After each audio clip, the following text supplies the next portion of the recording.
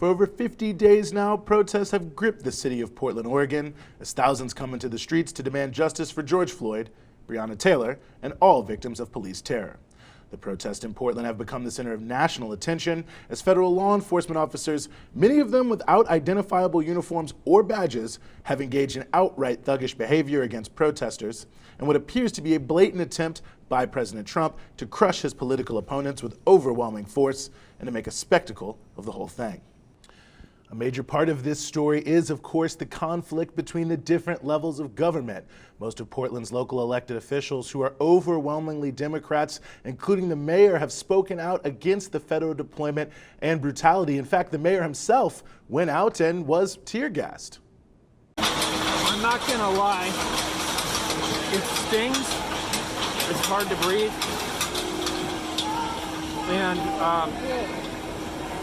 I can tell you with 100% honesty, I saw nothing that provoked this response.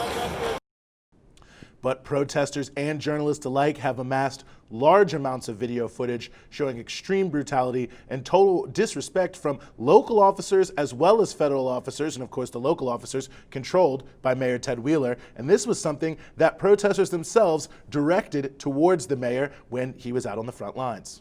My question is, what are you going to do about qualified immunity?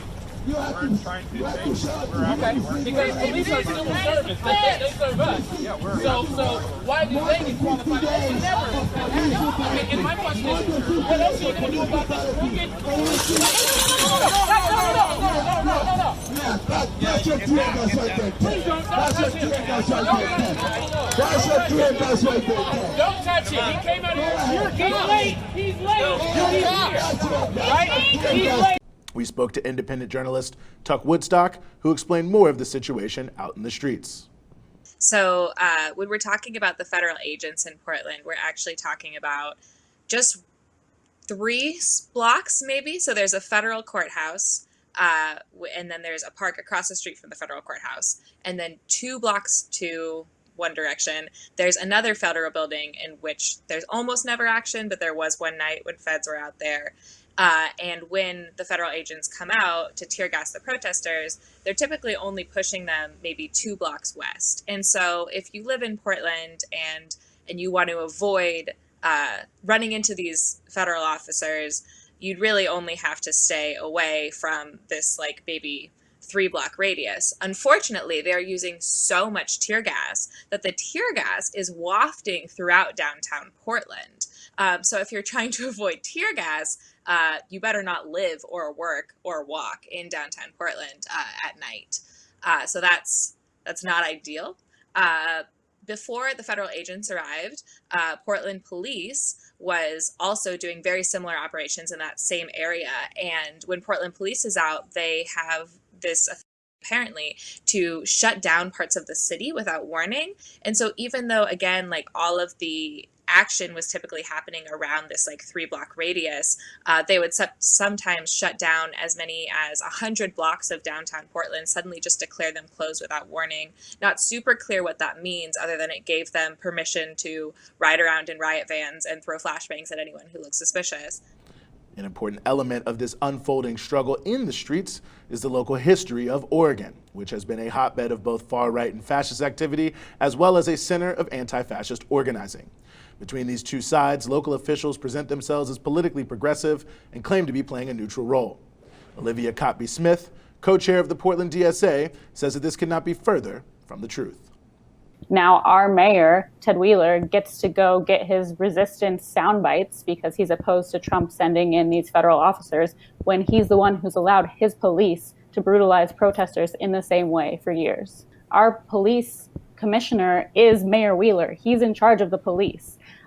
So if he doesn't want them to be cooperating with these federal officers, he could just tell them not to. And the fact that he is saying that he doesn't want that means that either he's lying and he does want them to coordinate, or they're just ignoring him. Either way, it's a huge problem. I always get really frustrated when people hear that I'm from Portland. They say, oh, Portland's so progressive out there. It's like, no, it's not actually. If you're talking about our elected leaders, they're not progressive. They just co-opt progressive messaging to use as a bludgeon against actual progressive grassroots movements. Why do you think that Portland is being, I guess, targeted in this way by the Trump administration? Yeah, so for the past several years, we have seen clashes between the police and protesters on the ground in Portland. For years, fascists have been coming from out of town to Portland, and they're always met with a large crowd of anti-fascists. And the cops always brutalize the anti-fascists and protect the fascists. So the fascists keep coming back, of course, and the cops keep brutalizing protesters, and it's this cycle. And a lot of right-wing media has spent the past couple of years sensationalizing that and trying to paint Portland like this is every day, like Portland is some post-apocalyptic liberal hellhole. And so, of course, it was only natural for a far-right president like Donald Trump to play into this, along with all the people that support him, and target Portland for this repression now. Now, we know who the Portland police are, but one major issue here is who exactly are these federal units acting like an occupying force in the Rose City? The Department of Homeland Security has confirmed that they have deployed several elite units from the Border Patrol to Portland, including the Border Patrol Tactical Unit, or BORTAC, the Border Patrol Search, Trauma, and Rescue Teams, and Special Response Teams. These agencies are not exactly household names. The first listed unit you may be interested to know, BORTAC, has deployed to nearly 30 countries in so-called counterterrorism and counter-narcotics missions, including in Somalia and Honduras, which says quite a bit in terms of how the U.S. government views the current uprising against police brutality. They have also, of course, operated here in the United States, particularly along the southern border. Immigration activists have been warning for years that these tactics used on the border and overseas were almost certain to be brought into the interior and expanded to the population at large. Breakthrough spoke to Tristan Call of the Pueblo Sin Fronteras Collective about this very issue. These kind of military police forces exist primarily to cause fear, right? Like on the border, they don't exist to shut down smuggling. They don't exist to shut down drug trafficking. They don't exist to prevent people from migrating. They exist in order to make it more dangerous and more costly. And they're pretty explicit about that. There are some cases where they go a little bit further in like actually sealing off certain border areas. I don't disagree that that's the case, especially over the last year and a half. It's gotten way worse with the expansion of refugee camps on the southern end of the border. But they primarily exist to make people afraid, not to like stop the continental economy from continuing to function. And I think there's no question for people that haven't experienced before seeing federal agents from the Department of Homeland Security roll through their city in unmarked vehicles with assault weapons, not identifying themselves, grabbing people and throwing them into vans. This is uncharted territory. But for people who have been seeing that and experiencing that for a long time, I don't think there's nobody out there that's saying, we told you so, get over it. They're saying, we told you so, and this is what was going to happen if we continue to let these agencies operate in this way. Despite the serious repression being meted out, the movement in Portland has only grown larger as the outrage rises against the federal occupation and complicity of local authorities. My neck! My back! We gotta take these streets back! My neck! My back! We gotta take these streets back! Black Lives Matter! Black Lives Matter! Black Lives Matter! Black Lives Matter! Black Lives Matter!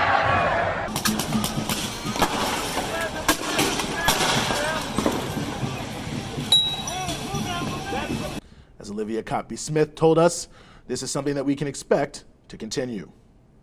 This explosion of protests is not just fueled by anger over police brutality. Of course, that is the focus, but it's also over the brutality of the system we're living under. The pandemic is not getting better. We have tens of millions of people unemployed. People in Oregon are not receiving their benefits. We have a crumbling healthcare system. People can't pay their rent. We're going to see mass evictions and deaths from COVID. And under all this, we have the police who are so well funded because it's cheaper to have police brutalize our communities than to create a safety net. It's cheaper for the state to brutalize people into submission than it is to fund the things we need as a society. And with the pandemic and the murder of George Floyd, all of these things are being ripped open for everyone to see at once. You know, there are so many urgent crises stacking all on top of each other. It's just like people are ready to explode, and we're seeing it happen now.